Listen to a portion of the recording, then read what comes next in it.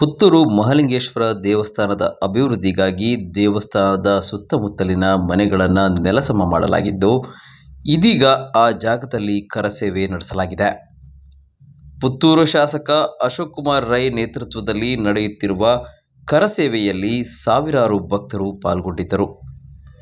ದೇವಸ್ಥಾನದ ಅಭಿವೃದ್ಧಿಗಾಗಿ ಸುಮಾರು 7 ಮನೆಗಳನ್ನು ನೆಲಸಮ ಮಾಡಲಾಗಿತ್ತು. ಇದೇ ಜಾಗದಲ್ಲಿ ಕರಸೇವೆ ನಡೆಸಿ ಭಕ್ತರು ನೆಲಸಮ ಮಾಡಿದ ಮನೆಗಳಲ್ಲಿ ಉಳಿದ ವಸ್ತುಗಳನ್ನು ಬೇರೆಡೆ ಸ್ಥಳಾಂತರಿಸಿದ್ದಾರೆ.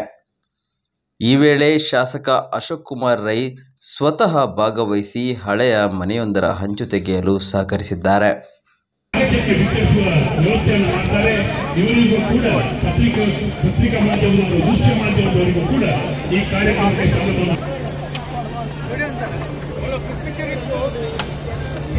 ಧರ್ಮಸ್ಥಳದ ಯೋಜನೆಯ ಒಕ್ಕೂಟದವರು ಕೂಡ ಈ ಕಾರ್ಯಕ್ರಮದಲ್ಲಿ ನಮ್ಮೊಂದಿಗೆ ಕೈಜೋಡಿಸಿ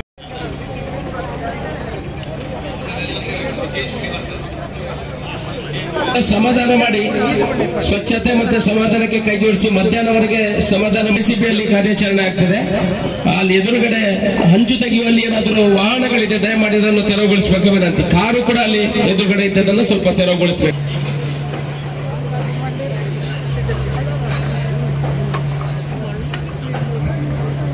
ಇವತ್ತು ಇಲ್ಲಿಂದ ಸುರಾದು ನಮ್ಮ ಕಂಬಳಕ್ಕೆ ಭಾಗ್ಯ ನೆಮ್ಮದಿಯ ಜೀವನವನ್ನು ಕರುಣಿಸಲಿ. ಮತ್ತೆ ಮಧ್ಯಾಹ್ನ ಭೋಜನದ ವ್ಯವಸ್ಥೆ ಉಂಟು, ಎಲ್ಲರೂ ಕೂಡ ಊಟ ಮಾಡಿಕೊಂಡು ಹೋಗ್ಬೇಕಂತೇಳಿ ವ್ಯವಸ್ಥಾಪಕ ಎಲ್ಲರಿಗೂ ಕೂಡ ಧನ್ಯವಾದಗಳು.